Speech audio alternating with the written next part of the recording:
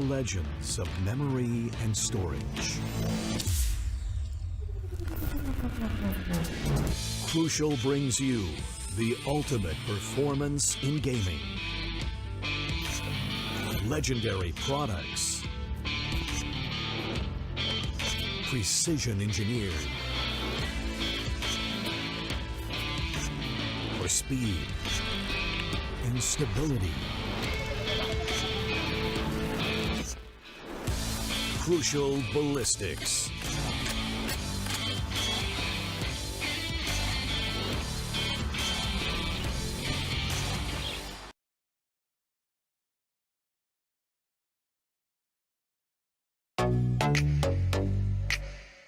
Hi guys, this is Zaya and welcome to Streamer Reviews, where gaming streamers review the best new gaming laptops. Gamers are an impatient bunch and I've got a laptop just for you. Let's look at the top 3 reasons why the Acer Helios 300 is perfect for the impatient gamer. Number 1. Its 11th Gen Intel Core i7 processor, which brings out the potential of the GPU's high-speed GDDR6 memory to ensure faster experience with higher frame rates and lower latency. Gamers hate long load times. That's why our second reason is the Helios 300's 2TB PCIe SSD. The SSD operates at PCIe Gen 4 speeds, giving you incredible read-write speeds for a faster response time. If all this wasn't enough, check out reason number 3. The 5th Gen Aeroblade 3D technology plus Vortex Flow, which lets you say goodbye to heating issues. Shout out to the Predator Sense dashboard, which lets you monitor your system, overclock, and customize everything instantly from one place. I think it's clear that this system is geared for super fast results. Get your Acer Helios 300 powered by 11th Gen Intel Core processor now.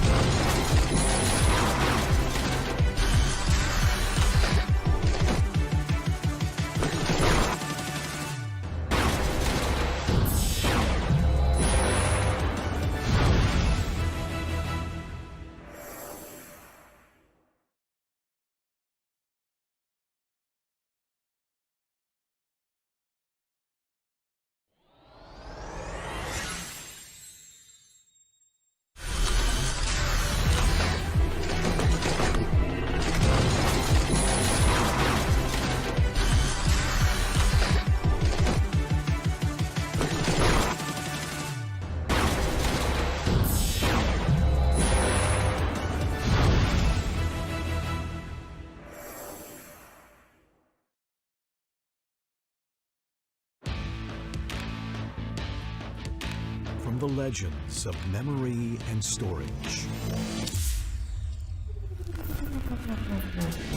Crucial brings you the ultimate performance in gaming. Legendary products. Precision engineered. For speed and stability. Crucial ballistics.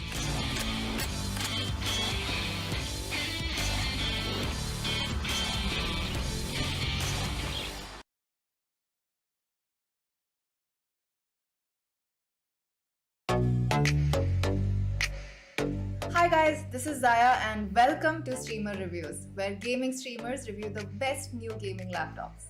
Gamers are an impatient bunch, and I've got a laptop just for you. Let's look at the top 3 reasons why the Acer Helios 300 is perfect for the impatient gamer. Number 1. Its 11th Gen Intel Core i7 processor, which brings out the potential of the GPU's high-speed GDDR6 memory to ensure faster experience with higher frame rates and lower latency. Gamers hate long load times. That's why our second reason is the Helios 300's 2 TB PCIe SSD. The SSD operates at PCIe Gen 4 speeds, giving you incredible read-write speeds for a faster response time. If all this wasn't enough, check out reason number 3. The 5th Gen Aeroblade 3D technology plus Vortex Flow, which lets you say goodbye to heating issues. Shout out to the Predator Sense dashboard, which lets you monitor your system, overclock, and customize everything instantly from one place. I think it's clear that this system is geared for super fast results. Get your Acer Helios 300 powered by 11th Gen Intel Core processor now.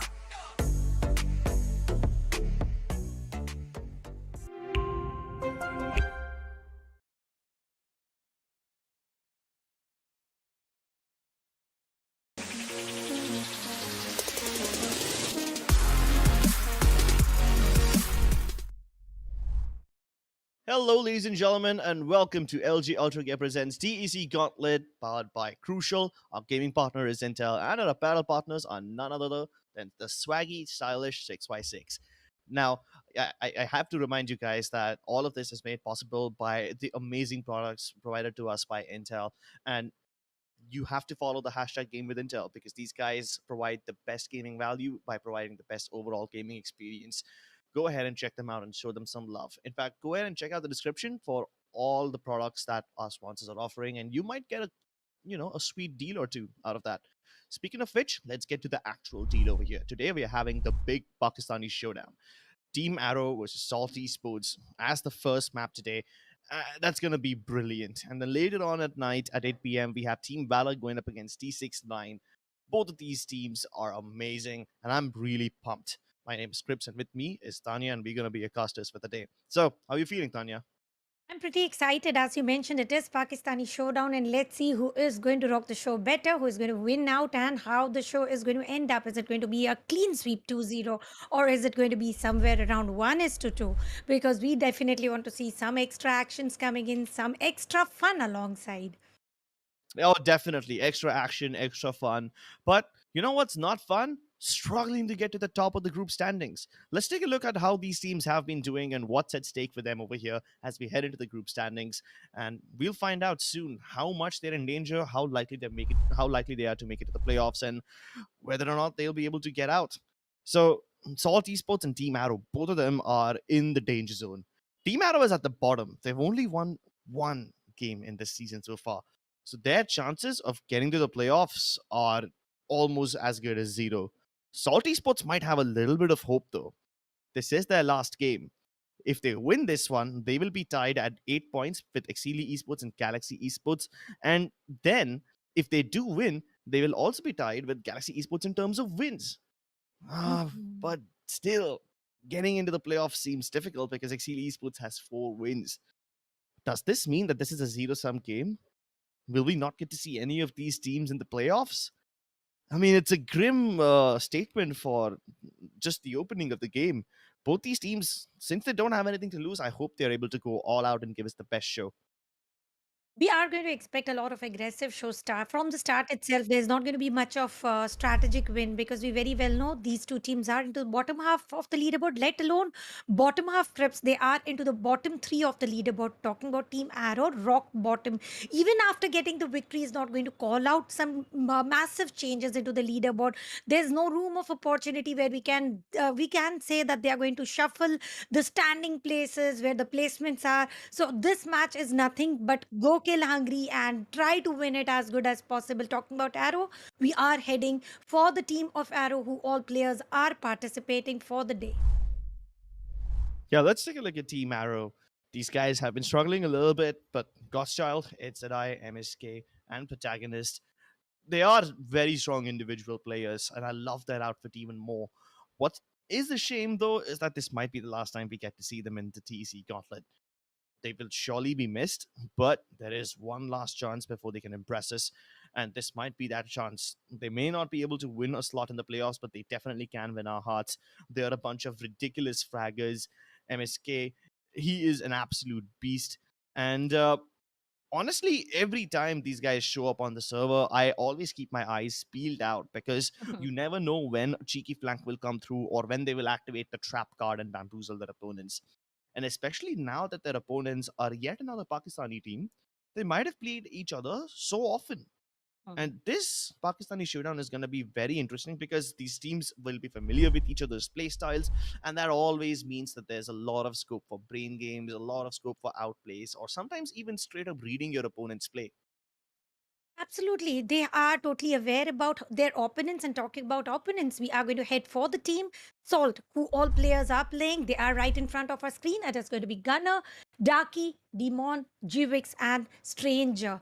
Well, Stranger name for sure, but he is very familiar, and they have been performing a little bit extra compared to what Team Arrow has been showing us. So maybe if I just had to go for a random prediction, I think Salt might have an upper hand by the end of the day. But it is the last room of opportunity for both the teams playing today from Group B. So any predictions shouldn't be working, and aggressive play should be the key for the start until the end. Right from the start to the end, Salt Esports, they can definitely give us quite a show. Now, I have a little update for you guys. The coach of Salt Esports, Godspeed, is about to step in. It just happens to be that Godspeed is a good friend of mine as well. So I think I know how he thinks, and I think I should be able to read whatever they are doing, just because our friendship runs deep. Although, if they go off the playbook, if they try something new, then I will be the one who's the most impressed. And I'm really looking forward for a lot of amazing plays from Salt Esports in this game. Uh, well, talking about element of surprise, as you mentioned, do you expect Fracture coming in by any chance for the day? Because I think whatsoever Fracture is always a unique map to choose, and we have seen throughout the Gauntlet journey for season 4 itself, a team Valor picking up and winning this random map, and they did not have so much of wins before that. So, do you think today are we going to see this risky pick of Fracture coming in? Nah, nah. I don't think we're gonna be seeing Fracture at all. In fact, Fracture might be one of the first maps to get banned. I could be wrong. Let's just find out. Why discuss about it when we can actually look at the map video and find out for ourselves? There's no Fracture. There's no Breeze either. I really thought there would be a Oh. Breeze in the mix, but we have Bind. Expected. Salty Sports like that map quite a lot. Arrow picking up Icebox. I'm kind of having red flags about this because both Salty Sports and Team Exploit are very good at Icebox, and Arrow are aware about that. They're still brave enough to pick it up, so this should be interesting. And if need be, we're gonna go to Ascent, which, as we all know, is a very open and very fair map for every team. So it's not even worth discussing at this point. The decider map is actually the comfort map for both the teams, and the performances are almost equal. But coming back to the map of Bind, and the Team Arrow is going to start on the defender's side. Krips, how do you think it is going to affect Team Arrow here, starting the map of Bind on the defensive side? I think it should be fine. Most likely, the composition is going to be double initiator.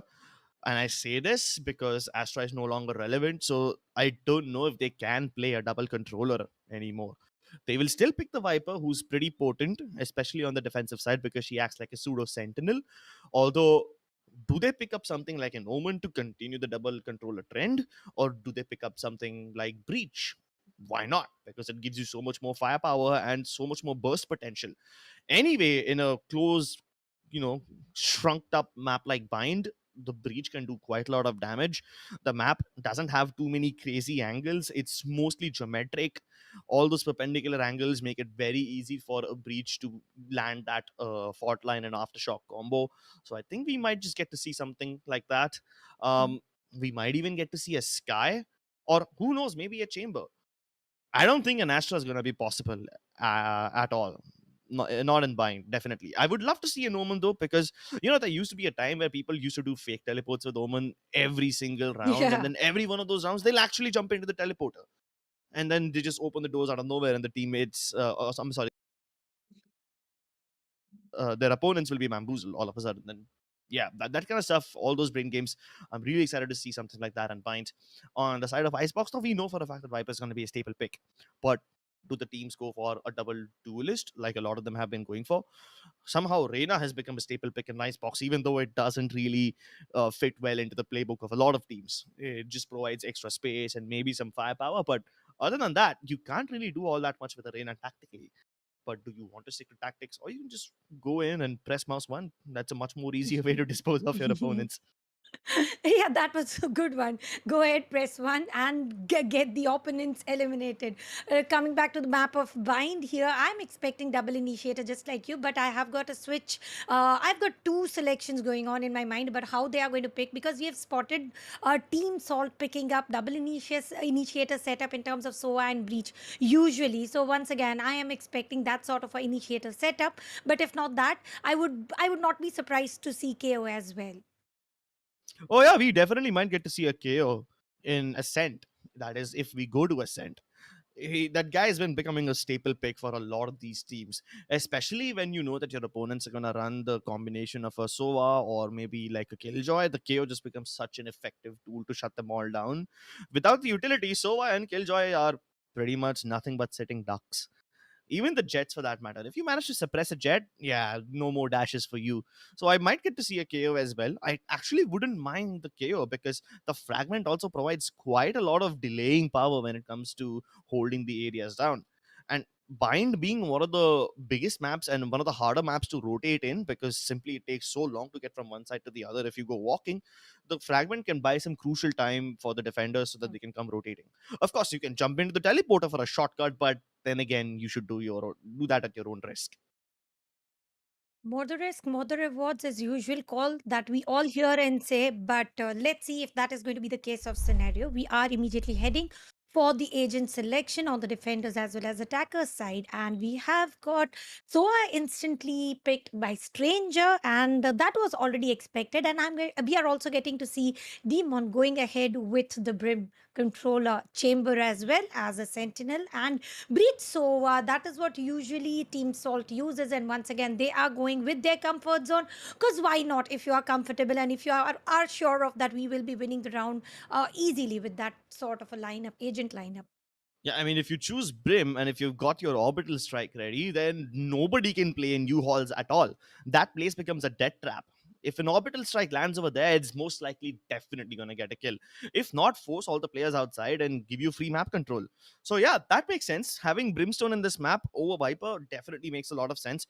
I don't expect a Noman to be picked up because the fake teleports, even though Hmm. they're very exciting, can be predictable at times. So Brimstone makes sense. Chamber, however, being picked up by Taki is something I did not expect. I thought maybe someone like Team Arrow will pick up the Chamber, but hey, if Daki's feeling himself, then why not? What I'm even more surprised by is the fact that Salt Esports don't have a single jet. In fact, they've gone for a raise instead. Now imagine this. Imagine a combination where Gunner throws out his fault line, stuns some people, and then Jivix follows up with the nade, and you have nowhere to run. That's instant death. What a dangerous combination. Hold on. We have something even more dangerous. Arena Oh. on bind? Yeah, sure. Why not? Why not? Looks like Shane's gonna take matters into his own hands and try to kill some people with just his gun.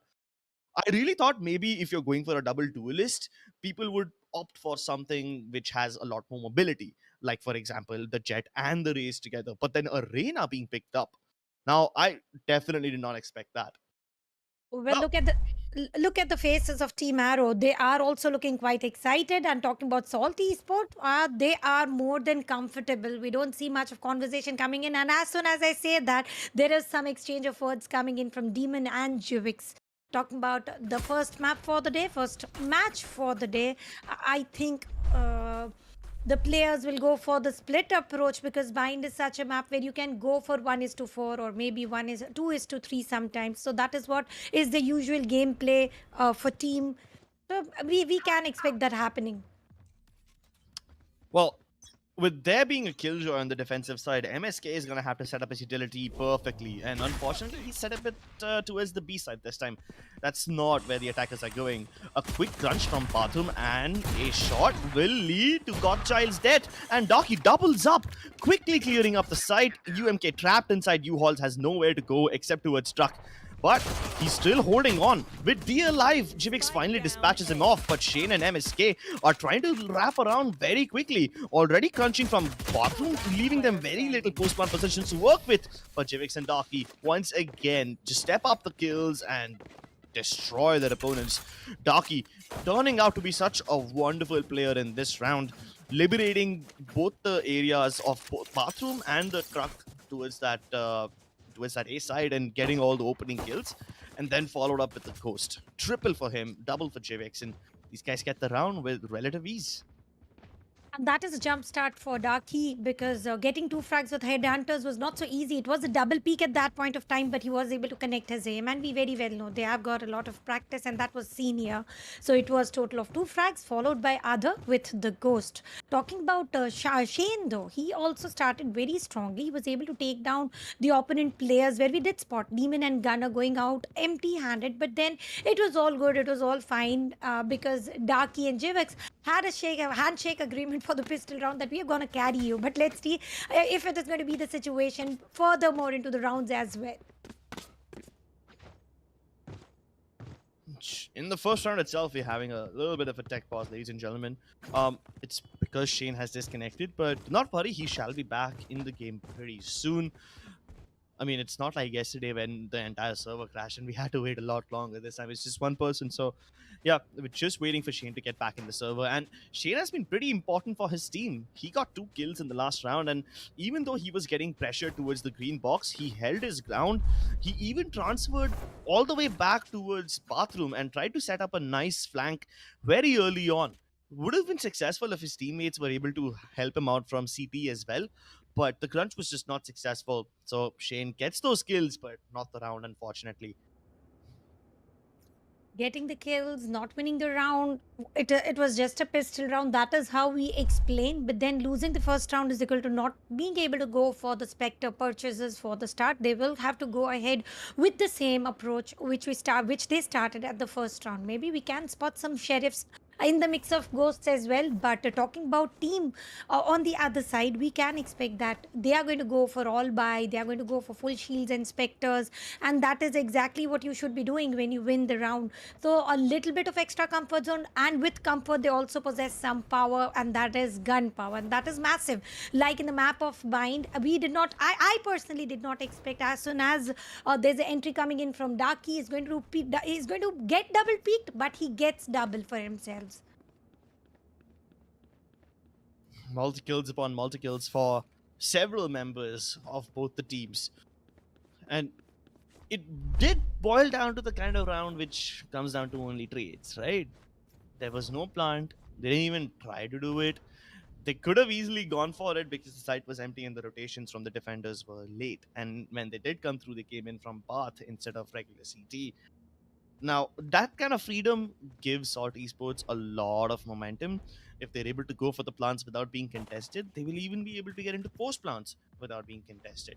You can't have that. Not when you are so many matches down and this is the last game that you're going to be playing. Let's hope that the defenders are able to step it up. For now, they don't have any weapons. Just a bunch of sheriffs and a shorty in the hands of MSK. The attackers diving deep, using the satchels to get all the way towards CT while the plant is yet to happen. Oh, and here we go. He starts to pop off. Godchild with the first one, ready to re-engage as his teammates try to peek outside the smokes. One person getting revealed will still result in no double peeks, but Godchild alone is enough, and now they pour inside. It's just Darky left in a mammoth task against him. Gets taken down by a shorty of all weapons. And just like that, Salt Esports turn the tables and they steal all the economic momentum away. They just conceded the pistol round only to steal the second round back. This puts the Salt Esports economy in an even deeper dumpster. But hold on. Is Darky actually going for a dumpster dive right now? Is he really picking up that Hero Phantom? Oh, this is brave and way too risky. Way too risky for my appetite. He is going for this risk. Let's see how is he going to arrange just in case if they win this round. All good to go. If not, how is Darky going to fulfill the gap created for his economy? Now here we go with the entry. Once again, side A will be committed. 2 from Shaz, 2 from main, and the utilities being arranged. Godchild did get 2 frags from the showers, and that was much required massive frags. And once again, he did attempt for the same, but this time Darky's Hero Phantom is working wonders. Got the first, but how many more can he catch? And there's no line of sight, so they're just trying to deal shock dart damage. There's no way for the defenders to actually contest it until the smokes fade away. So they just try to get control of Druck and backside, hopefully set up a crossfire and figure out at least where the attackers are hiding. They know for a fact that there's one player right green boxes. So instead of fighting him, they try to go towards U-Halls instead, but they're just getting perforated no matter where they go, no matter what they do. And just like that, the economic momentum swings back in the favor of Esports. This is too much ups and downs. This is like a roller coaster. This is a seesaw happening for the start. One round going into the favor of Salty Sports, followed by Arrow. Once again, it is Darky, and Darky going ahead, picking a Phantom for himself. Though he got only 1 frag, though he got total of 3 frags for himself, which was massive, sure. And not only that, he is also having his Tour de Force ready. Having ultimate ready is also one of an advantage to just hold on to an angle where he can get multiple frags. Jivix going with the shower rush once again. Here he was taken down immediately. Is it going to happen once again? Bomb buddy sent. So are the paint shells. What happens here? Fault line used, and aftershock as well. And a cheeky placement of UMK allows him to take a triple. Oh, and that was a triple. That was straight from hell. Nobody expected that. Darky, able to catch at least one of them off guard, does equalize things to some extent, but UMK is still alive and kicking on only 15 HP. No backup available for him. Godchild is nowhere close, so there's no trading potential. Godchild, though, with that op, could at least stop them from planting if they recover the spike, but the Molly just buying them a little more time. Although I don't think they're pressured for time, but they will be pressured from short now. Darky has to isolate them. He's managed to get one. Hurt the dash, so he knows that Godchild will be peeking towards the U-Hall region, and a very creative teleport. This will allow him to go all the way towards the B side, and there's nothing that Godchild can do to stop him. He's still holding on to A, so Darky can easily go for the plant, and by that time, he's gonna have his teleport beacons also ready. Rendezvous cooldown will be over, so he can easily reposition and not have to worry about anything. And if Godchild's op is a danger thing, then he has a tool of force of his own. Time was not of the essence there. A perfect timing. Getting to plant the spike. Also using the teleporters right on time. It is going to be... Oh, Godchild going for the Blade Storm. For the right click, sure. It is 1 versus 1. Is it going to be 2-2 once again? Slow trap will work wonders. And exactly the positioning is revealed. He is going for the half dip, which is massive. And he is not sticking to it. Sure. Going for the hand. Being spotted and taken down. Darky with the 4, a perfect play from the start until now, and in total of 4 rounds, he only have faced death once. Look at the KD ratio. Darky is playing all magical. Yeah, he's the only one on the server with 10 frags already. Double digits for this man, whereas nobody else has 5. So yeah, that tells you everything you need to know. More than double the amount of frags than anyone else on the server right now. He's been holding on to that Phantom since round number 3, and it's about to be round number 5 now. Hasn't even used his Tour de Force, which he's probably saving for a rainy day. Although I'm more concerned about Jivix this round because he's got the Judge. And this can be a very annoying weapon to deal with, especially when he satchels into its screen boxes and clears up the entire backside. The only person who can stop him is Godspeed, who's going for a Hero Vandal play of his own, but he's not in the position to stop these guys. And he's getting pushed like this. No, the Vandal falls at the Judge too. This is just not happening for the side of Arrow. They lose the Vandal once again, recovered by Godchild and getting at least something done, but they have absolutely no chance of entering CT. They're getting shut out of this place right at the beginning. MSK with the stylish shots can definitely keep the hopes alive, but can he clutch them out? Doesn't find the 1v1. They both double beak him, and that is the end. That is an immediate end. And if you have a look at the replay, we can clearly see the push coming in with the judge, getting the double, risking himself for the third. I am not very sure of if he had paint shell at that time, at that point of time. If at all he could have survived a little extra. But no matter what, round did go into the favor of Team Salt Esports. Once again, going for side A here.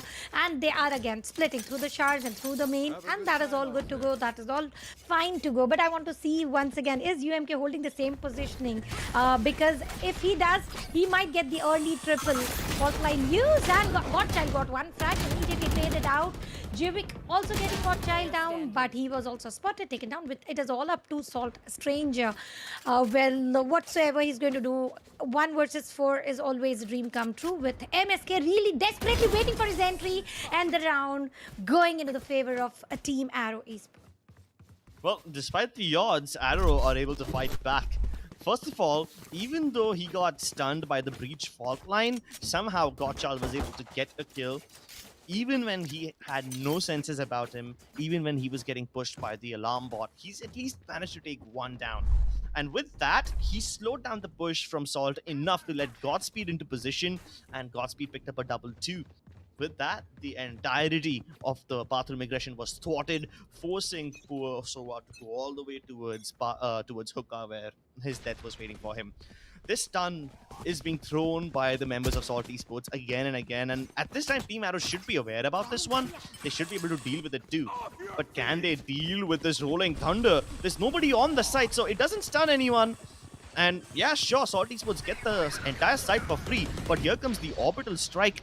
They're just hoping that nobody's sneaking in towards U-Haul. Both the ultimates have been wasted because nobody got killed, and Arrow Esports are also able to hit back. So yeah, this is definitely swinging in their favor. Lockdown comes through, but Jivix deals with it in style. He's not able to break the lockdown, though he got just one kill. His teammates will still be able to fall back and hold from shot, and they're just doing everything they can to delay. With the mollies, with the crossfires, they're trying their level best, but Gunner can't go into the crossfire because he's been smoked off. Orbital strike to buy some time. They know that he's gonna get pushed, but do they deal with it? Yes, they deal with it in a wonderful way. Here we did spot 2 orbital strikes, 1 Empress, and if I'm not mistaken, Jivik also went ahead with the showstopper. So many ultimates all used. the ultimates. And ultimately, with now we also again have 4 ultimates, 2 Hunter's Fury. I always enjoy 2 Hunter's Fury going against each other. Is that going to be the case of scenario?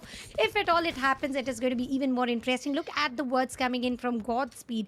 He is looking a little demotivated or whatsoever, confused, but now he is going for eating, munching something. You need power to play. He's accumulating that. He want to make sure he is into the bottom of his own leaderboard with only 2 frags. Maybe this is the round after he gets some food power toward the force. Immediately activated. This time B is the push. And Godchild is going to take down Darky.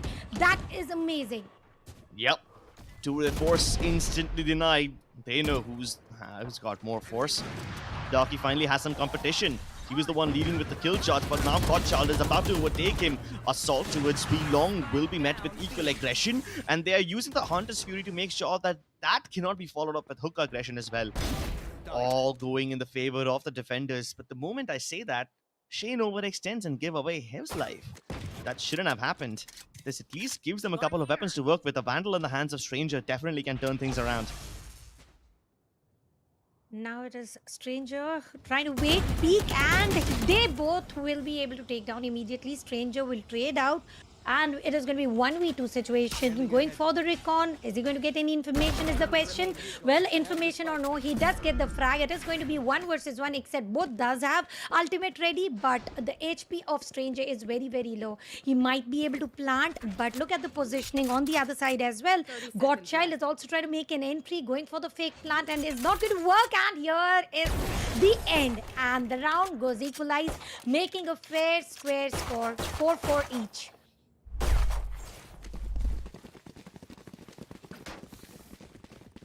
They took it nice and slow, and honestly, I respect them for it.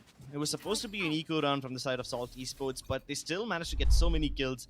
Darky, sure, he didn't end up using his Tour de Force all that effectively, but at least they were able to kill Godchild and 3 more people. They forced the side of Team Arrow to reinvest into their weaponry, and that keeps them humble for now. Godchild once again has the op, and They need to be careful about this one. This time playing very aggressively towards A shot. But that isn't where Salt Esports are headed. They once again show presence towards B long. And sure, this is something that Team Arrow have seen before. But will this premature aggression bait out all the utility from Team Arrow? I hope it doesn't. I hope they save something for when the actual execute hits. They should be aware that all that Salt Esports are trying to do is bait out all the defensive setups and destroy all the Sentinel utility. And now comes the actual push. Jivix able to connect two, and he's so precise. The burn on UMK, it's devastating. I feel so bad for him right now. He was trying to dodge the Hunter's Fury, but he ended up walking into the Brimstone Molotov. And that is ridiculous. It's just down to Gottschall now, and he's got a difficult decision. Does he continue moving further, or does he go for the save? He's got the Blade Storm once again, so he can try to clutch. But this is just too expensive of a weapon, and they are too broke to take any risks right now. Guy Smoke blocking the vision. There's nothing much more he can do from here. All he should be doing, from my perspective, is saving the operator. Let's see if he's going to be successful in saving or not. Damon is having a good positioning. Darky wants to rush in, and he's throwing the weaponaries. I don't know, is it just to lure them to just push it in? And it was the case of scenario, switching the weapons, and again, nobody dies here, but the round will go into the favor of Team Salt. And the back flank was spotted here coming in from Demon, and no picks though, no picks. This had to be done. There was nothing else Godchild could have done. Even if he would have pushed it in, he would have got self-eliminated. Going to dig his own graves would have made no sense. So I think a smart move when you realize that there's nothing much more to go ahead. You're not going to win this round. So I must say Godchild did correct. And he can use that AWP in a much better way this time. For your information though, he has overtaken Darky successfully now, and Darky's no longer the only person with double digits. They're doing this again. Salt Esports with the bathroom aggression. I mean, at this point, Team Arrow should be aware about this, right? They should know how to deal with this. The play is readable. No presence displayed by UMK yet, and he strikes at the perfect time, catching them off guard. But in the process, Godspeed has died. The bait did not work out, so it is a 3v3. Odds are equal, but with the judge coming in close, this could result in death. Darky shoots him from behind, and he saves his fellow breach from the wrath of the judge, and he swings out once again. It's just down to Shane. He's done wonders in the past, and since he's Arena, he can heal up as well. 1v1, clutch possible, but Stranger denies it. The show steps up once again for the team, and Salt Esports retain the advantage. And with this, they've broken Team Arrow. No economy, no money. 2 rounds left in the half, and these guys have absolutely nothing to work with. They don't have anything to work with, but we have spotted Team Arrow going with only sheriffs and winning the round. Let's see if they win a thrifty this time or no. 2 points of lead, sure. But if we compare the ultimates, Team Arrow has got 3 ultimates ready, and on comparison, Salt Esports have got 2. For the entry, we have spotted Empress working wonders for Shani. And UMK holding such weird angles is also working wonders. He's able to pick down 1-2 Blade Storm already activated by Godchild. Darky will reduce UMK and also Godchild. Is it 3 versus 5? Oh my god, Shane, the bravery on this man, literally running into shot, steals a Vandal, and Empress is active. Can't get the angle right, gets double peak like that. But Darky, what a wonderful man, getting all 3 kills. Sure, it was just a bunch of eco kills, but that is still impressive, especially when you have demons like Shane coming in from behind. Another one tap, could we get to see it? Now, Gunner instantly dispatches him off, and we head into the last round in this half. This time at least Team Arrow have money. They even have money to allow Gottschall to get an operator. Although it's with light shields, I think it should be fine. Everyone else has enough money to sustain and set up. There's an orbital strike available as well, so in case they want to go for a retake, they can easily use that to clear up U-Halts.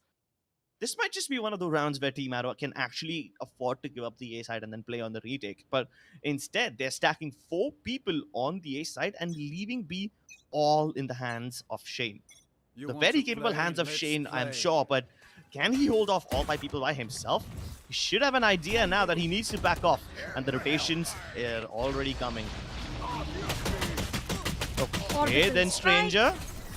Rolling Thunder, everything in the mix, and Jivix once again holding the same angle, was able to take down one, but then immediately traded out. 2 versus 4 will be the situation. Molly shall be able to delay, but on the course, Demon has already started to plant, and once again, there is going to be the aftershock here. Did not deliver any damage whatsoever. Godchild has got a very good angle, but will he be able to get the pick from your own drone? Will be able to spot the exact positioning of the flash and taken down. And there you have it, ladies and gentlemen. A quick 4-8 half from the side of Salt Esports to take a decisive lead. It's so surprising, right? To see Stranger run through Demon's Orbital Strike like it just doesn't matter. They used the Orbital Strike to clear out the Octagon region when they realized that Shane was present over there. And in return, what they get is the defenders falling back and them pushing through their own Orbital Strike just to make sure that they can get the plant before the rotations come through. A very brave strategy, but it works for them, and I can't blame them for it.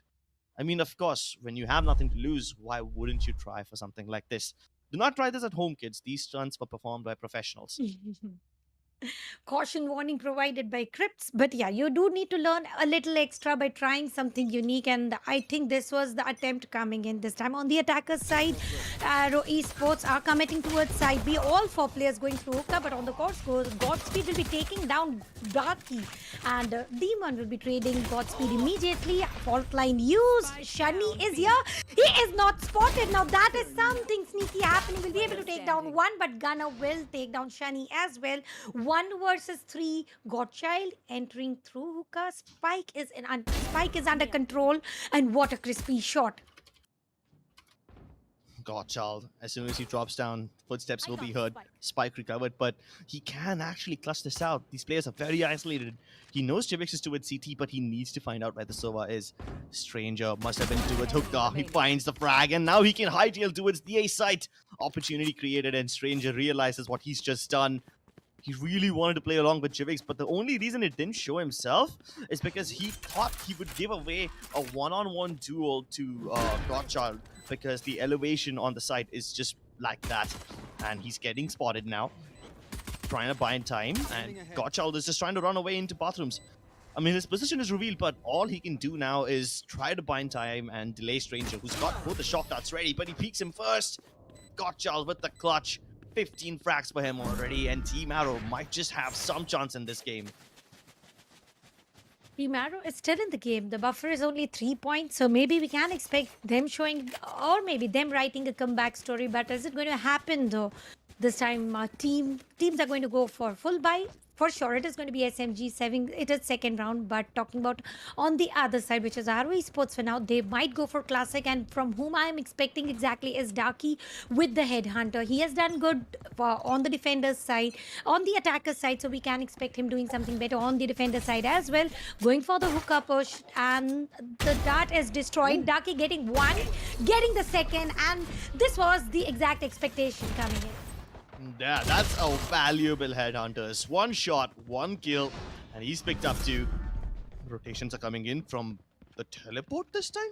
This can easily be shut down by a Molotov.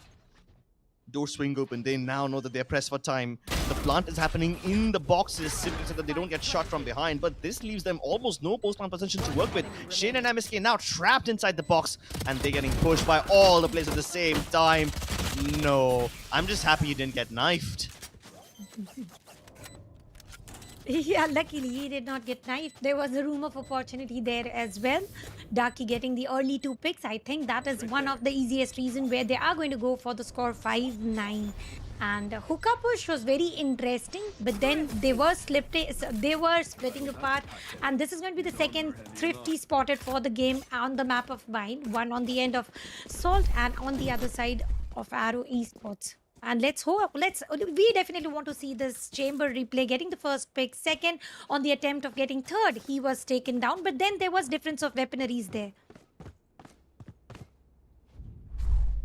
Oh my god. That was a bunch of ridiculous frags from Darky. I have to say I am thoroughly impressed with that. I mean, when do you get to see one taps like those from Headhunter twice in a row? That's just amazing. Jivix won't get revealed, but his blue mark will still reveal the position nonetheless. But What they don't know is that the Brimstone is also present in this region. So when they walk through that smoke, they'll probably be just expecting one player. Little do they know that there's a surprise waiting for them on the other side. And the drone doesn't spot the Brimstone. Still, they must have heard the gunshots, but they're just so scared. Smoke about to fade away any second now. But Team Arrow just simply not relenting. They still want to push through, and Godchild pushed alone without his teammates. Yeah, that's a bit of a questionable move there. Once again, they get replenished. It's funny how the Team Arrow is also going for the bathroom aggression just as keenly as Salty's going for it. Reveal comes through, he's about to get shot down, but Demon uses the bait and he can't make it work. Godspeed eventually trades him out. But with this control of bathroom now in their favor, can they still get in? No, says Stranger. He just shuts down the aggression from a shot, and that's just Team Arrow being a little too stubborn. And you cannot go stubborn when you are competing in tournaments like this. They need to create a strategy which they expect at least cannot be retaliated, though each and every maps have been played several times. Each and every team has faced off against each other. So retaliating is not going to be so difficult. But alongside that, they should be going for this trial and error because we did spot something new, unique plays coming in from Salt Esports as well. The match will start. The round will start with the Empress. Let's see, is he going to get any frags there? And Shani is spotted. It is Shani, if I'm not mistaken. And Godchild going for the heaven. No crosshair. The crosshair is not spotting any enemies there. And now they might be able to get the frag. Immediate orbital strike used to delay anything that is happening right now, but no result to endure. Demon will be able to take down 2 players here. Retake difficult but not impossible. Man advantage in favor of the defenders, and the shock darts are dealing damage to anyone who tries to plant. Only Godspeed can save them over here because he's not been detected yet. A shot smokes coming in from the side of Team Arrow kind of indicates that they don't know where this retake is coming from. They're still expecting a backstab, but it just simply isn't working. Demon like an absolute god. I know that's a paradoxical statement, but he's getting all the frags. 4 kills for him this time, and the Stim Beacon mows everyone down. Well, that's a massive buff of the Stim Beacon now, isn't it? I mean, I never thought it could be this effective. The scores are more than double, Crips. Now the win is just 2 steps away. Let's see if it is going to be flawless or if there are going to be some hurdles coming in from Team Arrow. Because Salt Esports looks quite determined. They want to make sure of going hand in hand. And we cannot say that there are only 2 players going and carrying burden of the entire team. Though look at the faces. They look a little content. They look extremely...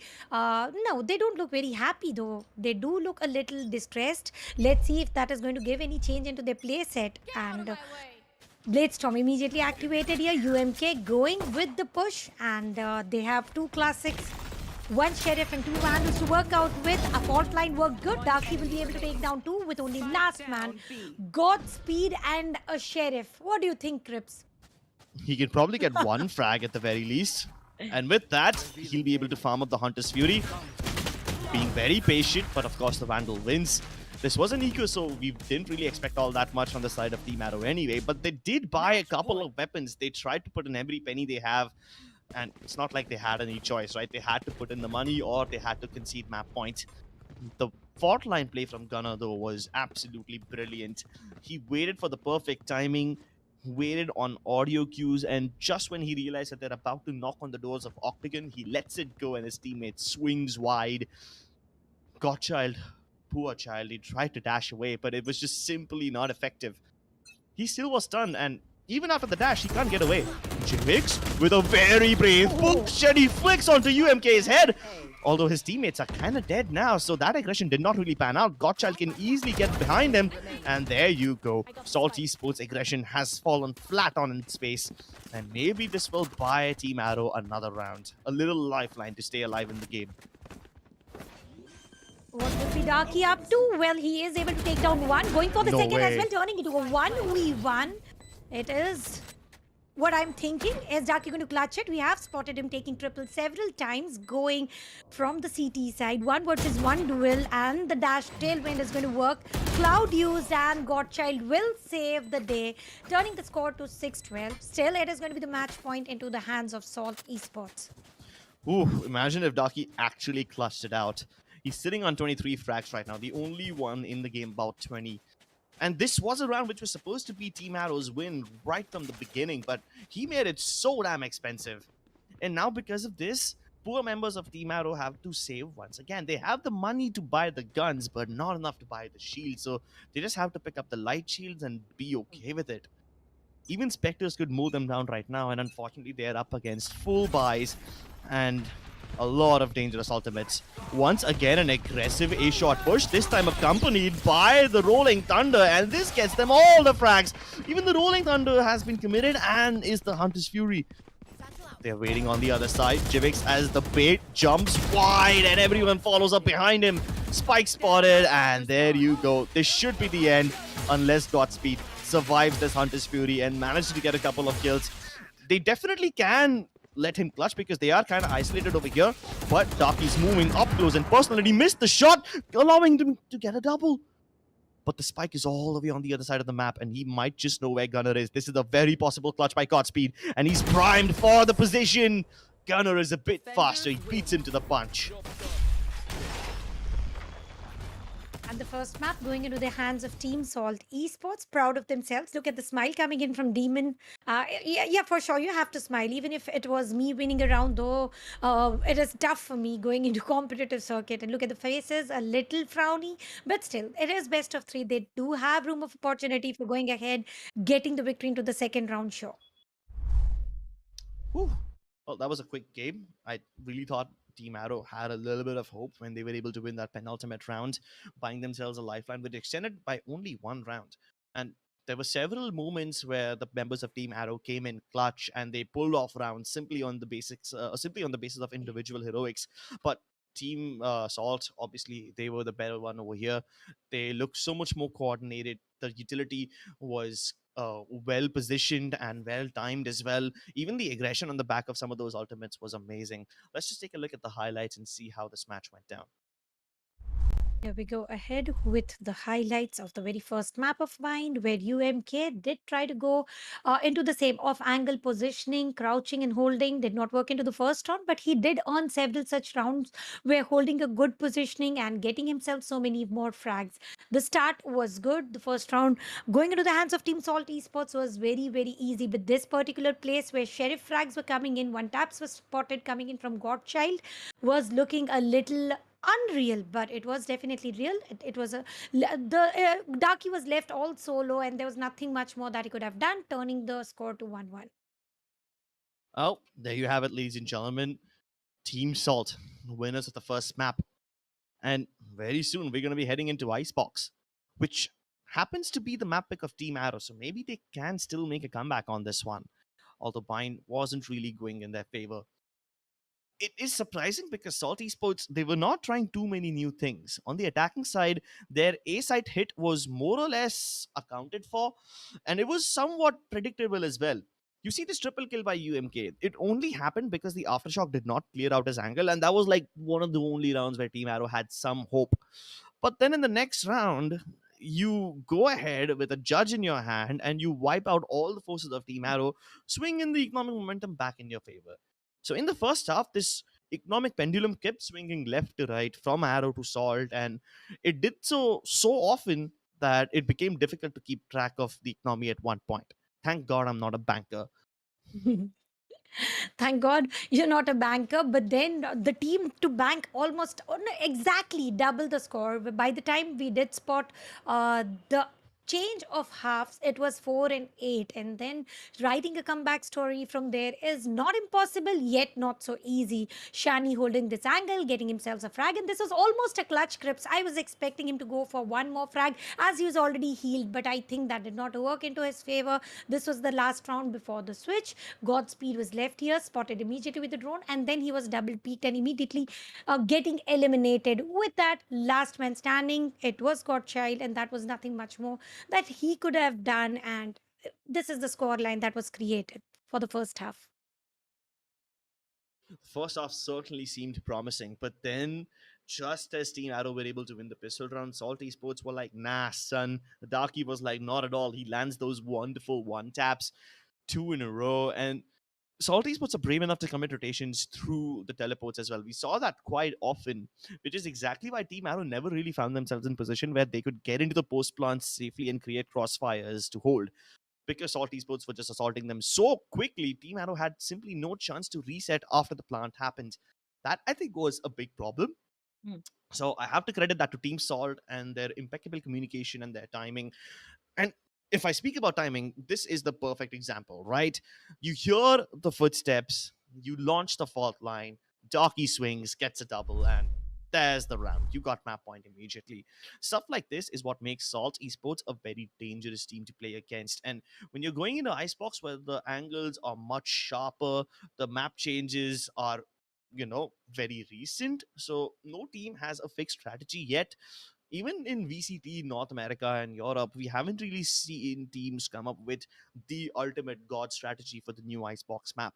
Everyone is still experimenting, so let's see what these guys bring to the table. And Icebox is coming up next, so hopefully Team Arrow will be able to mount a comeback as well. If it does go to a map 3, it's going to be an extravaganza because Ascent, you always know you can never predict Ascent. So let's just hope for the best. But that brings us to a short break, ladies and gentlemen. We will see you in just a little bit. But before we go, we need to remind you to check out hashtag Game with Intel. And of course, in the description, you will find some amazing links and offers to products by LG Ultragear, Crucial, Intel, and 656. Go ahead and check them out. And remember, Intel provides the best gaming value by delivering the best gaming experience. Make sure that you show them some love. And of course, show the love to your favorite teams as well. Support them in chat and write some nice messages for them because this might be the last time you see them in Gauntlet. So support them the best you can. We'll see you on the other side of this break. Don't go anywhere.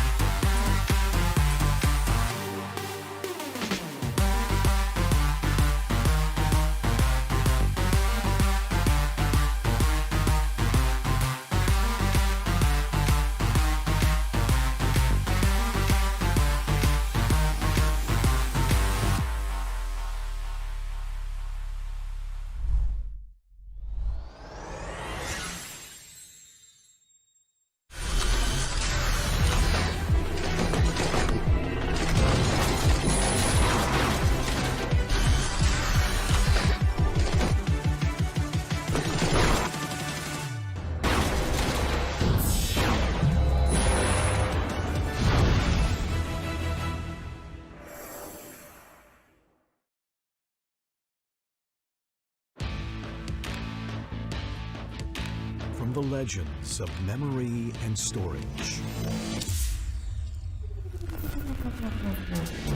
Crucial brings you the ultimate performance in gaming. Legendary products. Precision engineered.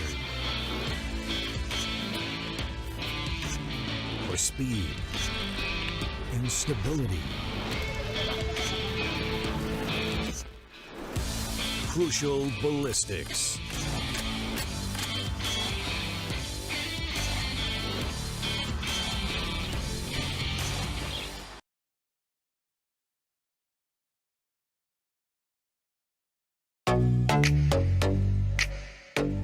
Hey guys, I'm Ankita. Welcome to Streamer Reviews, the place where you can watch gamers review the best new gaming laptops in the market. Gamers love exploring the vivid detailing of their favorite games.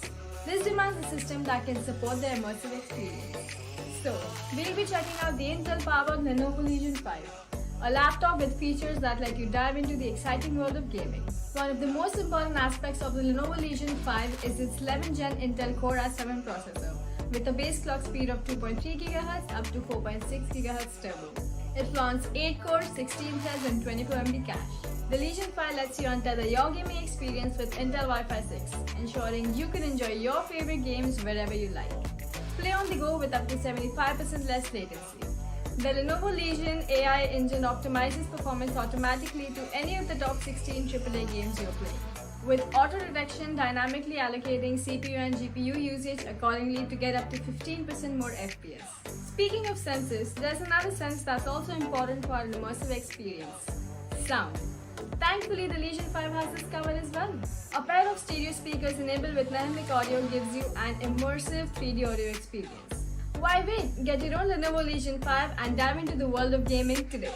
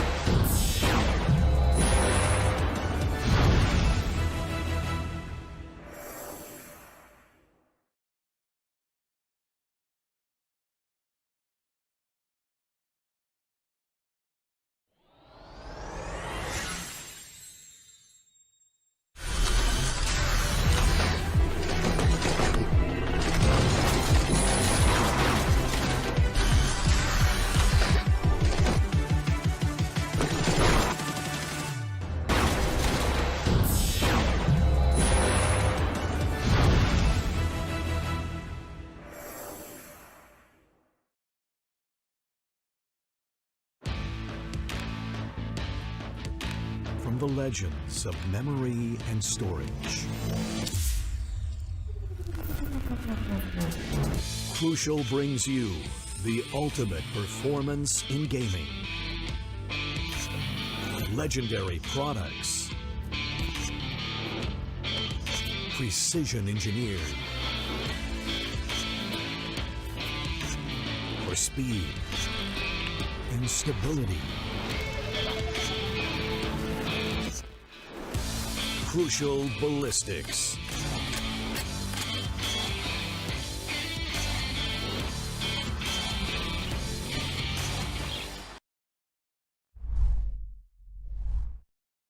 Welcome back to LG Ultragear presents TEC Gauntlet Season 4, powered by Crucial. Our gaming partners are Intel and our apparel partners are 656. You guys are watching the great Pakistani showdown between Team Salt and Team Arrow. Now, both these teams have put up some phenomenal performances, but their lives in the gauntlet are at stake over here because they need to get inside the top four and hopefully make it to the playoffs. The first map went in the favor of Team Salt. They were able to win it without a lot of effort. 13-6. They seemed to be dominating in the first half with a scoreline of 8-4, and they quickly followed up, conceding only 2 rounds in the second half and finished it up with a scoreline of 13-6. Although, that being said, we are heading into Icebox now. Quite the polar opposite of the deserty map of Mind, and this is the map pick of Team Arrow. Hopefully, they should be able to put up a better performance over here.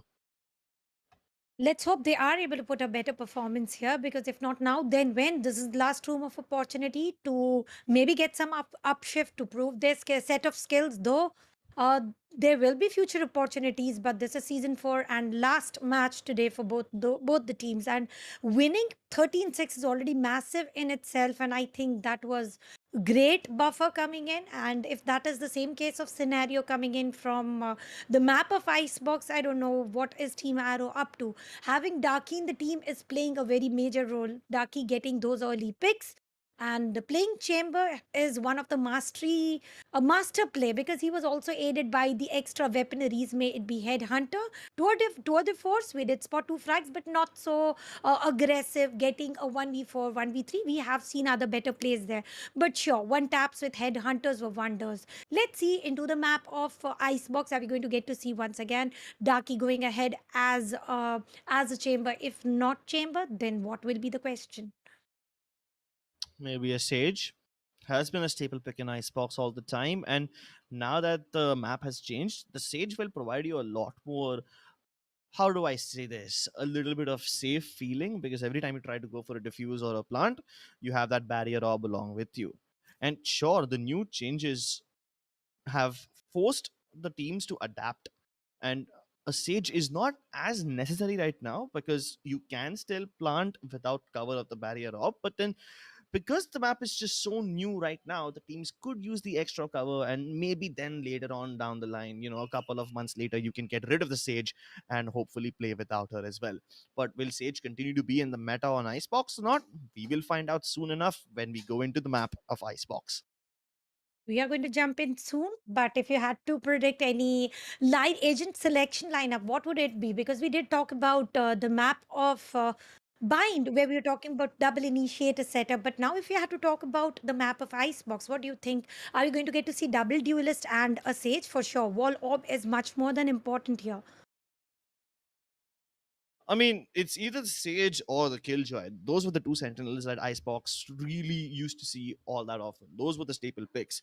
And there was a time in Gauntlet where literally every single team goes for the same lineup: Sage, Killjoy, Jet, Sova, and then your fifth player can vary. It can either sometimes be the Reyna, some teams even picked up the Sky sometimes. It didn't matter all that much. And Viper, obviously, Viper was the pick that Hmm. mattered the most in Icebox.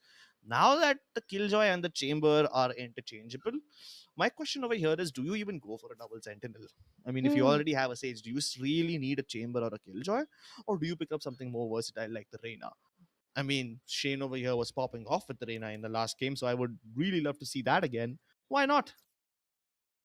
Why not? Sure. He was able to pull the clutches very nicely, and they had a very good lineup. But then, with the difference of map, I usually do prefer to change the agent lineup. So I'm particularly expecting here once again a double sentinel lineup. Though the map is not so big, but still, site B is a little defender friendly. So once the spike is planted, you can have a double aid by placing your utilities just post plant. But the question is, without the duelist, is the site entry and the bomb planting be easy, spike planting be easy or no?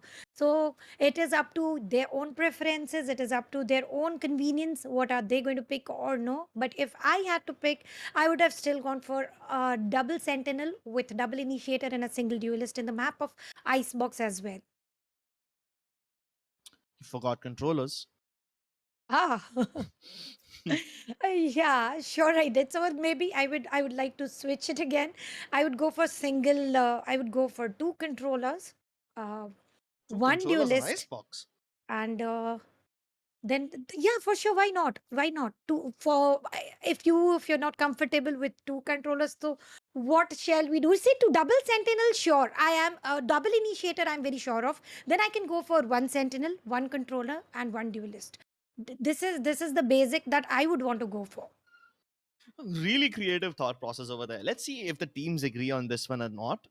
We will soon be heading into the agent selection, but hold on, we just experienced a lobby issue just like we did yesterday, so we're gonna have to wait a little bit more on the agent selection. Although that was a pretty interesting lineup, Tanya, I must agree to disagree. I wouldn't go for the same picks, but hey, to each their own. Um, I really am excited to see the chamber in action once again, not because of the tour de force, not because of the obvious reasons, but Mhm. because of the elevation that you can take with the chamber and it Yeah. teleports. You can get up on top of the server box, which is very difficult to do for any other agent who isn't a jet. I mean, sure, the skill jump exists. You can get up on the A tower and use the zipline momentum to get up on top of the server box, but it's such a difficult skill jump. And with like what 20 seconds 30 seconds of freeze time, you have to set up all the utility and you have to position your teammates, communicate, and pulling off that skill jump in 20 seconds not easy, not always possible. So most likely the people leave it to the jets. Let's see if they actually pick up any other character with versatility.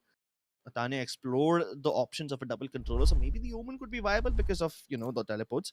And if they don't obviously act for a double controller, they will most likely pick up either a double sentinel or maybe even a double duelist. Reina has been viable in Icebox for quite a long time. Um, let's see where this goes. Viper obviously coming through from the side of Gunner, but MSK hovering over the Brimstone.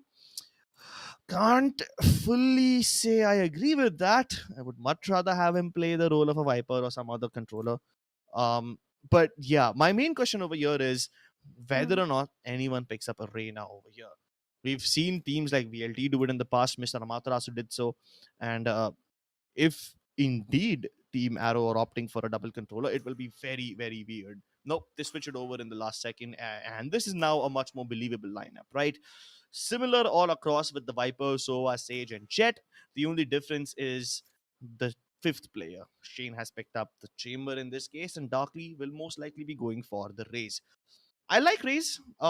With the new changes on the B side, Choose your the paint agent. shells are so much more devastating. There are easier angles to bounce it off of, and of course, with the satchel, you can gain verticality. And I love characters that can get verticality in Icebox.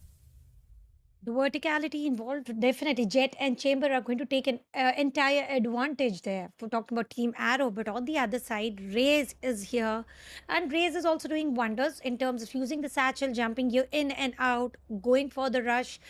Let's see if that is going to be any advantages here, because in the previous map we did see Raze going overextended with the double satchel move. Talking about the final win round itself, did not work exactly as planned, but I'm going to miss Daki as a chamber, sure. That is going to be where I was expecting him to go again with the same agent selection, but that is not happening. Chamber will be into the mix, and this time it is going to be Shane using Chamber. Well, instead of using the barrier orb towards the tube region, they're using only a trademark, and he just called it back too. All right. Are they gonna leave it unprotected? No, wait. Actually, they will commit the barrier up towards the tube anyway. So yeah, that move has been recalled back, and with that, I'm very surprised that Team Arrow has left the B side completely open, which somehow works for them because Salt Esports are heading towards A. Why would Godchild go overextended, going down, not taking any frag, getting eliminated? Shane right on time using the teleporter. Boombot will destroy a little bit of HP, and that is exactly Jivix is going to take advantage, getting on track for himself, and the barrier orb being used very nicely, and a flawless round. Ducky, no matter what, chamber, no chamber, with the ghost and the frags, he is still going to do wonders for his team. Right now, again, he's going to get double pick into the very first round. I feel very nervous about this game, Tanya. Team Arrow had stacked up on mid and A. They left the B side completely open, opting to reinforce A instead. But even after the extra backup, they were not able to hold on to the relentless push by Team Salt. the moment they got control of pipes, they swung around 410, used the barrier up to get verticality, and on top of rafters too. So the retake gets spoiled before it even begins. And now they have better weaponry. Again, opting for a fast A push, but this time they will find absolutely no resistance over here. They stacked up, I'm sorry, teams Arrow stacked up the A side last time. This time they stacked B, and they're all coming in from behind. 4 people rushing in from the attacker's spawn, and Stranger has a massive task in front of him. He should be able to spray down the majority of them, with even the Viper stepping in up on belt, holding the crossfires intact. It's just Godspeed left. Godspeed with every possibility of speed. There's nothing that he can save the round, though he is going to get the frag. He is bidding goodbye to Demon. Now taking a fall damage, and it was Spectre versus Classic, and Stranger had a better angle, sure. With the Spectre spray, he gets a triple for himself, and the second consecutive round going into the hands of Team Salt Esports. This time the team support is very good. Look at Stranger, Jivix sharing the equalized score, but though this is just the start. Let's see how are they going to move ahead, because every single time for previous 2 rounds they are sticking to site A and it is working, and I don't think they're going to have any switch of plans until they start to lose there, because the way they are getting an entry particular coming in from Darky with the boom bot as well as paint shell being used to force them to go back, and then planting the spike immediately. Got Child once again going ahead, overextended, and Recon wasted out. Realizing this overextension is going to getting self-eliminated, going back foot. It is Demon this time trying to make a move. I wouldn't exactly call it an overextension. I think this is a decent enough push. All of them are sticking together, taking control of 410 as a unit instead of overpeaking towards server box. And the moment I say server box, Jivix is on top of it. But he gets exposed from screens instead. Godspeed is able to shoot him down, and the barrier up doesn't cover the entire region effectively. And this has resulted in a 4v4. Favorable odds for the defenders, but can Salty Esports work with it? Shane has found the first pick, but he knows there's one person on top of 410, has to peek towards rafters as well, and Darky has been eliminated. But here comes Stranger. The backstab from mid is perfectly timed, and he guns them all down. That's the bonus round going in the favor of Salty Esports. They walked into this round with just a bunch of Spectres, and now they're walking away with 2 extra Vandals and a 3rd round, which they had no business winning. Winning is their business, no matter what. They are in it to win it. Let's see if they are going to go so flawless or no. Once again committing to site A, and talking about Godchild, it is Gothchild. What are the Gothchild's plans? Because we did talk about the verticality involved into the map of Icebox. Not seeing any exclusive moves coming in on the defender's side. Once again trying to go overcommit with the Sheriff. Is he going to get 1 frag for himself? And he is spotted and taken down by Gunner with the angle coming in from Jivix. Enemy is killed, and they are going flawless, reducing it to a 2v5 affair. MSK did give some attempts, but look at them. Even with the Sheriff, not even a single frag spotted. Not even a single frag. Well, that's one way to conserve your economic momentum. They walk on with all 5 Vandals and Phantoms in their hands, and with that they start to snowball. And you can see the snowball effect already. Gunner up at 8,000 creds. His teammates, all of them, not all of them, but most of them north of 5,000 credits. So that is impressive. And on the other hand, Arrow are just struggling. They're scraping pennies together to buy the weapons. In fact, Godchild doesn't even have any armor. He's picked up the glass cannon operator. I really hope it works out for him, because this is incredibly risky. Unfortunately, the glass cannon op will see no action on the B side. The A side is completely empty. Salt can take it up with no efforts whatsoever, and they will be able to get inside with no casualties too. The retake might be a bit easier because MSK has just found Darky towards rafters. Now, that was a bit of an overextension. This actually was one. We've seen it since a bit of a bust. Can the crossfires hold on though? It's not very potent. Right now, we only have the Sage under rafters, and Jivix from top of 410 is able to kill UMK. But luckily for his own good, his teammate Demon hasn't detected yet. So now he can move in towards the green box and finally start to get a little bit of momentum. Jivix trying to go around, and he's found his teammates all around, and the ace comes through. They set him up for success so well. The utility from Stranger pinging all the targets, Gunner setting up the bait, Demon deliberately trying to go towards the little bean box that has been recently added to the A side and adding a little bit more flavor to the retake. And Jivix walks on with the perfect ace, the perfect highlight reel for himself. 5 rounds, 5 frags, everything is working well in terms of Salt Esports. Now, this is the time God Esports need to switch the roles that they are planning to do or whatsoever. They need to make sure they give up something new. If they don't, they're going to give up winning. And once again, a side commitment. Godchild ready with the Blade Storm will be able to take one. And Tour de Force coming in from Shane will take down Darky. Will they be able to win without Darky? And I think after 2 frags, Shane is also trying to go back flank, and it was a thrifty round. Ace used right on time, and that is exactly they had to do, getting the very first round into the map of Icebox. Well, they have to start somewhere, and maybe this could be the ideal place to start. Godchild with a very aggressive push gets away with a cold-blooded murder, and Shane follows up even further. The Tour de Force, the Blade Storm, those deadly ultimates surely pack a punch. And now they allow Team Arrow to pack a round in the bag as well. But Salt Esports are a bunch of thieves, and if you have a round in the bag, they will reach their hands into it and steal it away. The recon dart will reveal the location of Jivix, but does he really care? Still hovering above pipes now, going towards go 10. Teammates not close to him, so he goes in all by himself. Could have been a dangerous trade, but he still works. Able to get a frag, and now the Viper Spit committed will definitely turn things around in the favor of the attackers. UMK gets a kill, but no follow-up, so no map control gained at the back of it. They've spotted even on top of the tower, and they're engaging in one-on-ones. Doesn't get spammed, but Shane is able to block off the heads. Even MHK swings from rafters with a double of his own. Salt Esports, they are finally crumbling. Arrow able to put up a little bit of a resistance. With a score of 0 and 5, this is what I was expecting. Some change in play set, and the change is we can clearly see Godspeed not overextending himself. Godchild holding his positioning, waiting for the players to pop into the site, and then they initiate the battle. And I think that is working nicely. But how long will it work? Once again, site A shall be the place, except for one player, which is Gunner, trying to go through the mid. Let's see if he's willing to go back flank or no.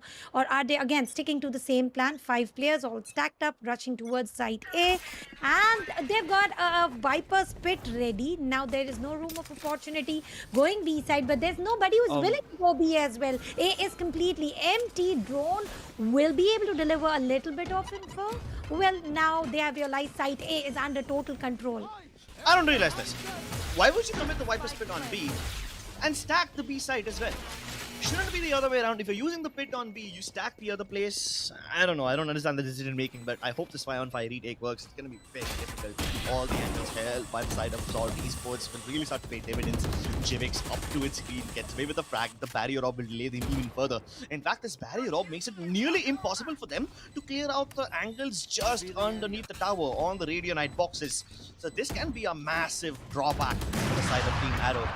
Even though the revive comes through, there's absolutely no hurry for Salt Esports to hunt that down or fall for the bait. They will just boil down time. And I'm just very surprised to see that all 8 players are still alive. They start to fall like flies, but they will most likely die to the spike. Oh, this is so unfortunate. Not only do they commit the Viper Spit on the wrong side, but they also stack the wrong side. I mean, doesn't it make more sense to have Viper Spit on B and then stack all 4 players on the A side, leaving a Viper alone on B? Or maybe with like just 1 player for extra backup. Hell, they didn't even have anyone on mid for the good wraparound. This definitely seems like a big amount of miscommunication coming out from Team Arrow. And I don't want to sound rude, but this is just questionable decision making.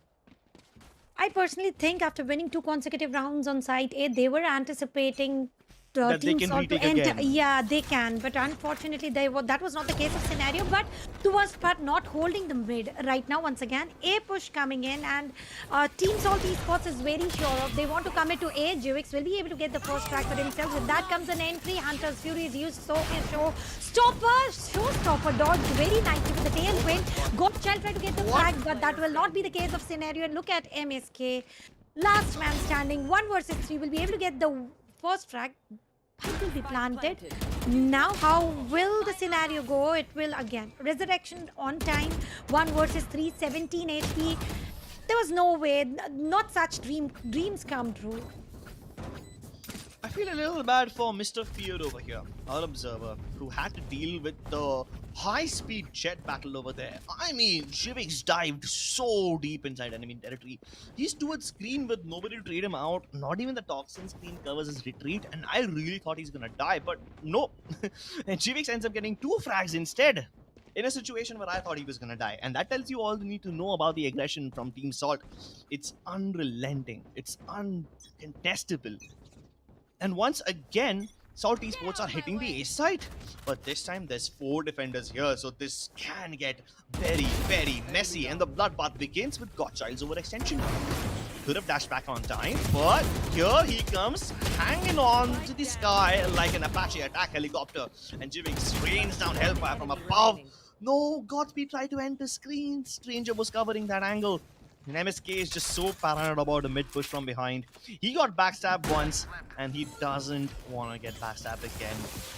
There's a saying, once bitten, twice shy, and this is MSK's life right now. MSK holding the mid this time, Crips. He was trying to make sure they don't commit the same mistakes, and now he's the only one surviving. Recon Dart will deliver info. No, it won't. Demon will deliver death to MSK here. 8 rounds is to 2 coming into the favor of Team Arrow. I think first half is totally dominant in terms of Salt Esports. Creating the buffer, creating the margin. It is massive. Oh, the buffer indeed is massive. It was 8-4 in the last map. This time it's 8-2. There's still 2 rounds. They can definitely try to go for a comeback, but even at 8-4, is that enough?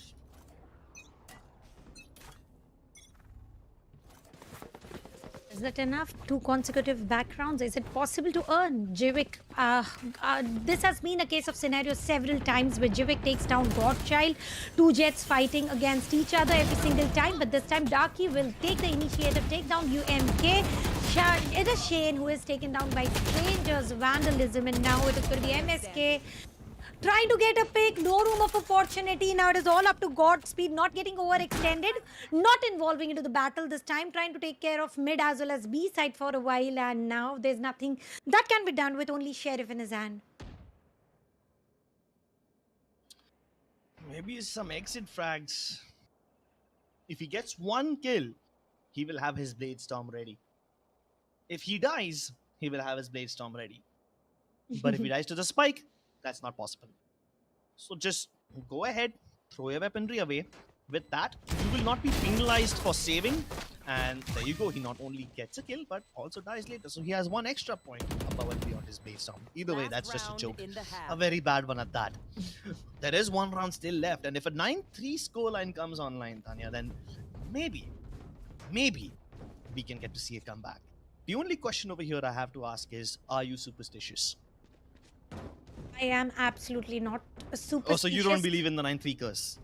I recently stopped believing in 9-3 curse because now that is not working so good. It used to work in previous years, so I think it is not going to make any changes to the playset of Team Salt Esports. Do you believe in 9-3 curse even till date? I mean, not anymore. But I do believe in Godchild and his abilities to impress us again and again. He desperately needs to win the round for his team. Already delivering the opening frag, but UMK has died, and that is a bit unfortunate because UMK had the barrier off unutilized. He could have stopped this a little bit. The toxin screen from the side of Godspeed is a little different this time, which allows his teammates to take these aggressive duels, but he's just simply not activating it right now. Now, finally, that he has spotted the spike and he knows that they have been sent back, they will be trying to rotate towards the B side, but Stranger has already gotten into A main, and this could be interesting. The moment Darky plants the spike, Stranger will have to pop this trap, and I don't think they'll clear it. Swing wide from Godspeed, and Stranger still punishes him. Sova versus Sova now. He's forcing him around the high ground region. 48 HP versus 150. This seems to be done and dusted already, and I don't think a 9-3 scoreline will come through. This most likely will be 10-2, unless MSK pulls off a massive clutch.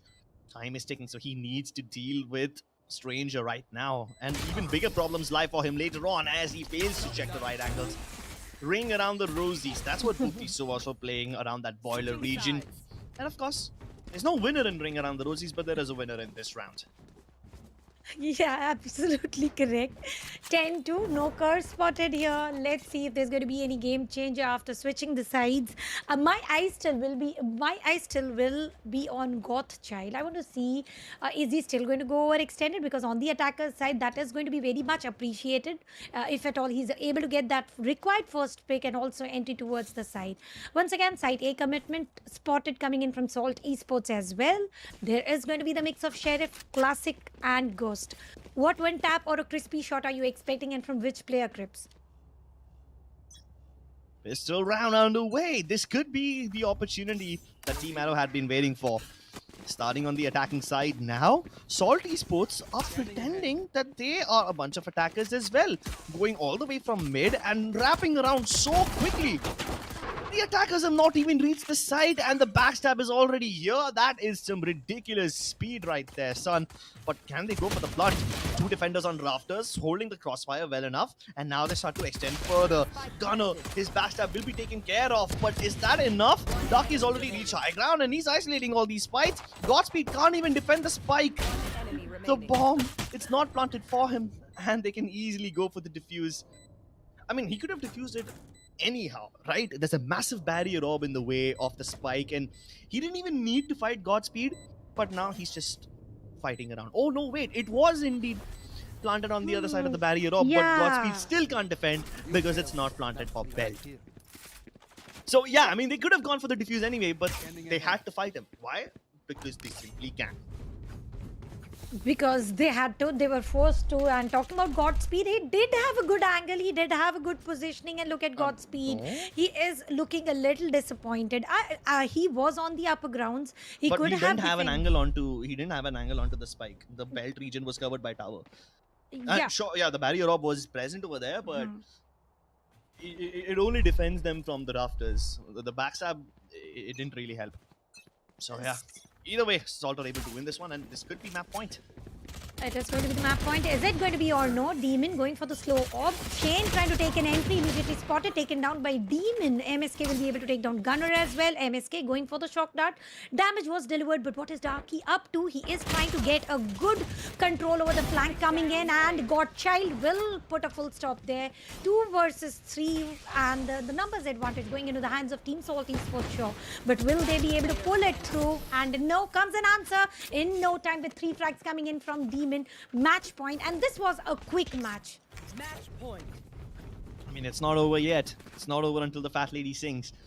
We might think that this is a quick match, but who knows? Maybe Team Arrow still have a comeback somewhere deep inside their hearts that they just need to let out. Either way, Godchild is having a good game. He's on 12 frags. His teammates not having all that much impact. Jivix is having the game of his life. 22 frags for this man and only 8 deaths. If you asked me to read out his score in the last round, then I wouldn't have been able to, because Spy is an unending constant. Mad jokes, not appreciated by everyone, I understand. But this time, there's no math, there's no calculation. They're going in for an A push, but rather slowly. This change in pace definitely can throw off the side of Team Salt. They've snuck in. Toxin Stream kind of becoming irrelevant now, but Demon still peeking on the back of it. Okay then, he gets away with 1 murder. Instant trade comes through from Stranger and Gunner, but the tower aggression. Okay, they're going for a knife battle. Are they? Yeah, they are. This is going to be interesting. Let's see who knives whom. This is going to be fun to watch. Last player standing. And here we go. Darky being the last man standing. Slow, chilled. Oh, is this how we are going to see the finisher coming in? Might as well. Hey, Darky, no cheating. You can't kill Shane with your nades. Bro, that's just not fair, dude. This has to be taken in good sportsmanship spirit. And Darky certainly has none. Oh. I was not expecting that coming in from Darky. He went for a knife battle using the classic. And also, not only that, they are going to win the day with the score of 2-0, clean streak. And clean sweep. Defenders win. Twice the number. There we go. Nice work, everyone. Yeah, a brief moment of silence so that you can look at the beautiful faces of Salt Esports. And Darky has an even more evil smile. I want to see what the other team has on their faces. Yep, Look at MSK. That's the look of a man who just got betrayed. He got badly betrayed there. You said very nicely, Crips. Finally, maybe the joke that did not make me laugh so good, but this one definitely did. What can I tell you? There's always a little bit of pleasure found in pain. So yeah, this was painful to watch. I have to admit, this was a rather quick game, and even more funny towards the end. This was a little bit of a little, match between friends. Of course, it didn't have too many repercussions on the group standings anyway. But let's take a look at the highlights because there were some really nice shots from the side of Salt Esports. The start was very dominating. The first half was definitely very, very strong coming in from Team Salt Esports, and the mid was left barren on the defender's side from Arrow Esports. Side B was sometimes used wrong ults used with the stacking up situation or extension. There's much more to say about the play set of Team Arrow Esports, but for now, God Esports trying to take an entry, was he also able to take an entry, not being spotted, but then gradually he was also taken down. The score was very clean until now, but then here we did spot some changes coming in. Bladestorm being utilized, getting one frag. The opening frag always matters the most, and Tour Day Force was also used. And mind you, Crips, this was the round of Thrifty. Oh yeah, there were these thrifty rounds by Team Arrow, which they were able to win on the basis of just the ultimates, Bladestorm and Tour de Force, which was very impressive indeed. And I thought maybe that's when they start to mount a comeback. They won 2 rounds consecutively, which gave them all the economic momentum they needed. And you know how if you lose a round immediately after winning one, your economy becomes worse? That's what I was afraid of. But Team Arrow, they won both the rounds in a row. And I was like, yeah, sure, finally they can start building up some economy. Maybe they can start fighting back. And the moment I think of that, Salt Esports come in like a wrecking ball and they just destroy all hope that Team Arrow had for themselves. Even towards the end, you could see the pain, right? Yeah.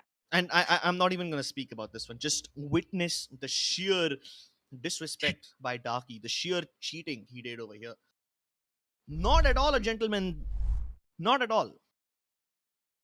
He was sprinkling the salt, just like their name says. Salt Oh, of esports, all course, the of wounds and course. a lot of salt coming in. And with that, Team Salt Esports will win the day with a clean streak of 2-0. No room of opportunity. The map of Icebox was very, very dominative from side of Salt Esports, though the map pick was coming in from Team Arrow Esports. Yeah, Team Arrow Esports losing 6 matches, in TC Gauntlet and winning only one. This was their last chance at getting into the playoffs for both the teams, but I don't know if they will be able to make it. Salty Sports may have won this by a landslide, but how does that affect their odds going into the rest of the tournament? We'll be going into the group standings very soon to see what exactly is going to happen. The fate of Salty Sports will be determined in the next few minutes. It will be determined, sure. Let's head towards the scoreboard for Group B standings. My eyes are totally onto the bottom half of the leaderboard. Indeed, bottom three, Salt Esports, will get themselves upshift with the victory coming in right now on position 5. Talking about Team Arrow, they're going to stay where they are. No changes and no progression towards the playoffs. No progression towards the playoffs. That's a bit unfortunate. Hey, at least Salt Esports gave us a nice match later Mhm. on. They gave us a good show, family friendly as well, totally, because we got to see some nice comedy ending. Knife battle is something that I've never seen in the content. In fact, I've never seen that in a tournament. There used to be these old CS 1.6 days, not even CSGO, CS 1.6 days, where which team starts on which side was determined by a knife round. And who knows? Who knows that in 2022 you'll get to see that again. I certainly had a lot of fun because this was, I believe, the last match of the league stage, and playoffs will be starting very soon. Unfortunately, we won't be seeing Team Valor in there. And don't forget that we have yet another game tonight that will feature Team Valor. So go ahead and subscribe to the channel, hit the bell icon as well, so that when we go live at 8 p.m., you don't forget. And of course, make sure to check out the description for all the amazing products by LG Ultragear, Intel, Crucial, and 656. Follow the hashtag Game with Intel because these guys deliver the best gaming experience and the best value. Go ahead and show them some love. And of course, subscribe to the channel, tell your friends about the 8 p.m. game so that they can come and support their favorite teams. We'll see you on the other side. It's been a pleasure casting for you, and we will get to see you again later on in a couple of hours. It's Team Valor going up against 69, and that also is going to be one banger of a match. So stay tuned for that one, ladies and gentlemen. We'll see you in just a bit. For now, this is goodbye, but we'll see you again.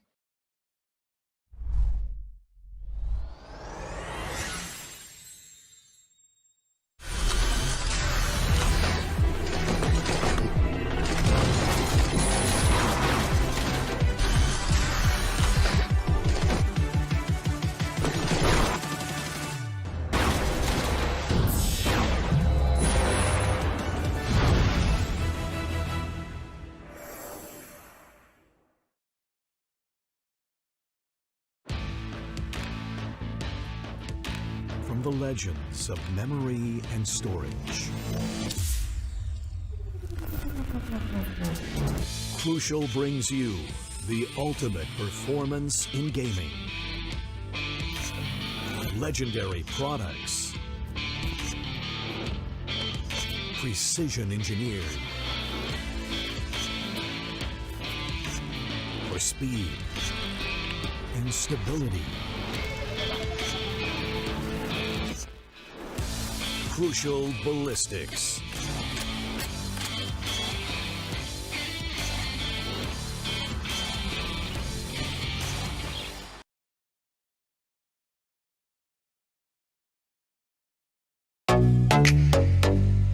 Hi guys, this is Zaya and welcome to Streamer Reviews, where gamers review the best new gaming laptops.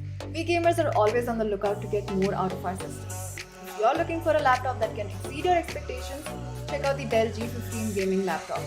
Its 11th gen Intel Core i7 processor surpasses my expectations with a max turbo frequency of 4.6 GHz. It also has a game shift key on the keyboard which triggers a dynamic performance mode to maximize the fan speeds to keep your system cool while the processors push harder. The G15 also sports an Intel Thunderbolt 4 port which boosts your transfer speeds to unbelievable levels with its blazing fast bandwidth of up to 40 Gbps. It also lets you connect all your accessories using a single port. It's obvious that this system is designed to go above and beyond to deliver the results that you desire. Get your Dell G15 powered by 11th gen Intel Core processor now.